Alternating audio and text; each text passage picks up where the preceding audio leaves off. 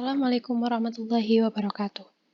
Saya Dina Fitriana, Rombel 1 Prodi Pendidikan IPS akan menjelaskan mengenai kebijakan fiskal dan juga kebijakan moneter. Yang pertama yaitu kebijakan fiskal. Kebijakan fiskal adalah kebijakan yang diambil pemerintah demi menjaga pemasukan dan pengeluaran negara tetap stabil, sehingga perekonomian negara bisa bertumbuh dengan baik. Kebijakan fiskal adalah konsep pengelolaan ekonomi yang diperkenalkan oleh John Maynard Keynes yang kemudian umum dipakai dunia sejak peristiwa depresiasi besar atau Great Depression yang terjadi pasca Perang Dunia I pada tahun 1929. Lebih spesifiknya lagi, menurut Otoritas Jasa Keuangan, pengertian kebijakan fiskal adalah kebijakan tentang perpajakan, penerimaan, utang piutang, dan belanja pemerintah dengan tujuan ekonomi tertentu. Setelah membahas pengertian, selanjutnya akan membahas tujuan kebijakan fiskal. Yang pertama yaitu untuk menjaga dan mengembangkan perekonomian negara. Penerapan kebijakan fiskal diharapkan mampu mempengaruhi seluruh sektor ekonomi negara dan memperbaiki masalah di dalamnya, mulai dari sektor korporat, perbankan, hingga usaha mikro. Yang kedua, meningkatkan kualitas SDM, terutama dari segi teknologi dan juga perekonomian. Yang ketiga, menjaga stabilitas harga barang. Faktor yang mempengaruhi harga barang dalam pasar mulai dari faktor positif seperti meningkatnya demand sampai faktor negatif seperti terjadinya penimbunan dari monopoli, sehingga tujuan kebijakan fiskal di Indonesia adalah demi menjaga harga barang tetap terjangkau bagi masyarakat dan terhindar dari fluktuasi karena pihak yang tidak bertanggung jawab. Yang keempat, mendorong investasi. Tujuan kebijakan fiskal yang terakhir ini untuk menciptakan iklim investasi lebih baik bagi pelaku pasar modal, utamanya investor, sehingga negara bisa memperoleh lebih banyak pendapatan dari pajak usaha. Jenis kebijakan fiskal yang pertama dari segi teoritis dibagi menjadi tiga. 1. Kebijakan fiskal fungsional.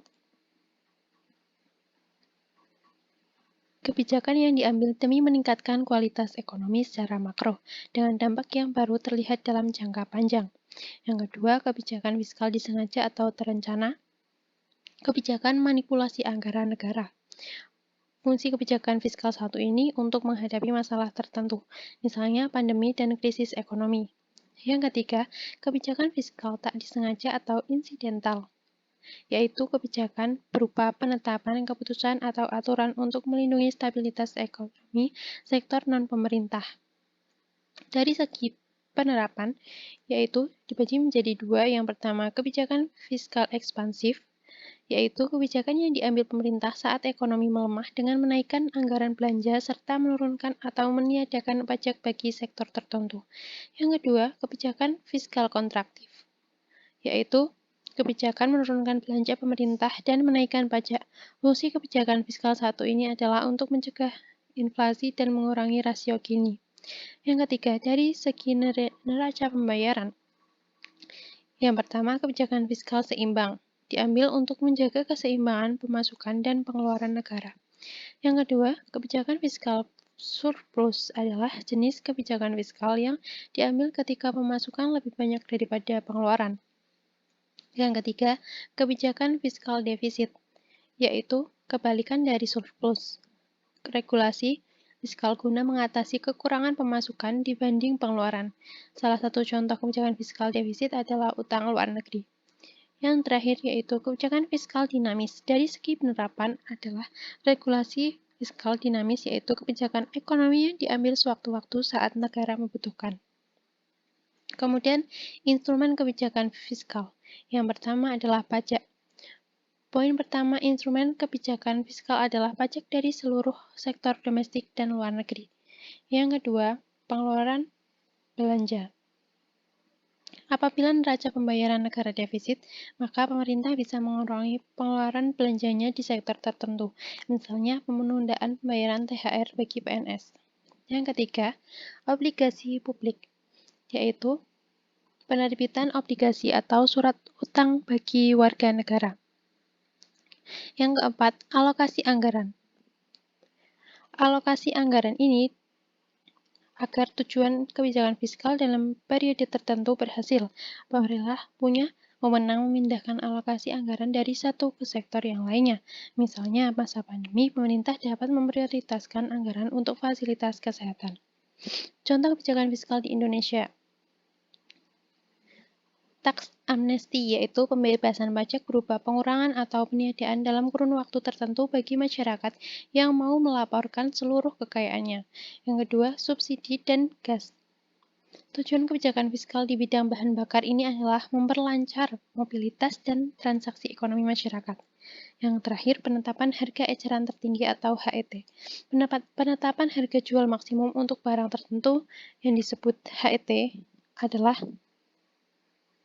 umumnya berupa obat-obatan dan juga sembako.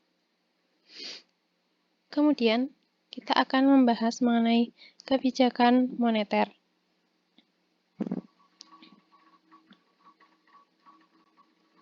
Pengertian kebijakan moneter. Kebijakan moneter adalah keputusan yang diambil oleh pemerintah dalam rangka menunjang aktivitas ekonomi melalui berbagai hal yang berkaitan dengan penetapan jumlah peredaran uang di masyarakat.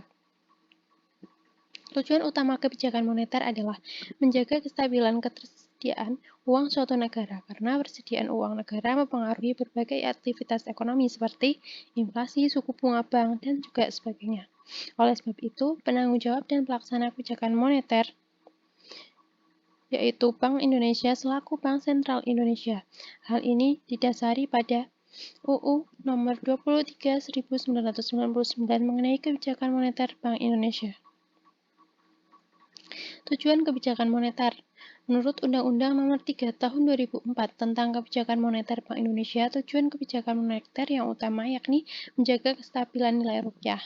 Namun, tujuan yang lain yaitu yang pertama menjamin stabilitas ekonomi, yang kedua mengendalikan inflasi, yang ketiga meningkatkan lapangan pekerjaan, yang keempat mendorong pertumbuhan ekonomi, yang kelima, melindungi stabilitas harga barang di pasar, dan yang terakhir yaitu menjaga keseimbangan neraca pembayaran internasional.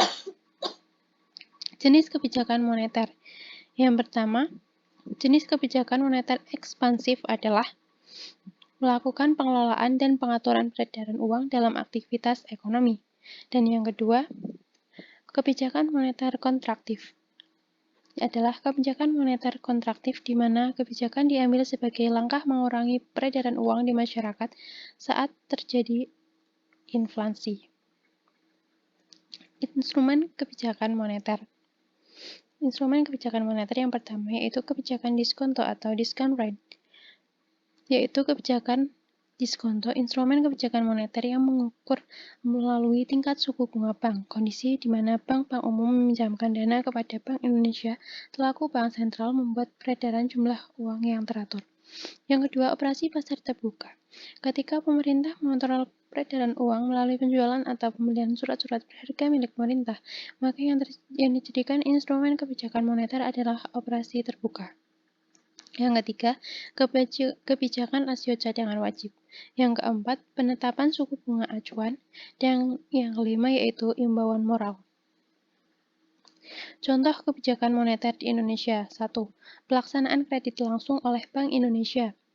Pemberian kredit langsung kepada berbagai sektor atau proyek yang memerlukan dana secara mendesak. Yang kedua, penyediaan fasilitas overdraft, yaitu membantu bank umum yang mengalami kesulitan likuiditas jangka pendek. Maka hal ini termasuk contoh kebijakan moneter yang melalui fasilitas overdraft, yaitu bantuan yang diberikan berupa pinjaman jangka pendek dengan suku bunga tinggi. Ketiga, penerbitan surat utang negara. Keempat, contohnya yaitu program intervensi rupiah. Merupakan contoh kebijakan moneter di Indonesia yang dilakukan oleh Bank Indonesia dengan cara proses pinjam-meminjam dana secara langsung di pasar uang antar bank dalam periode 7 hari.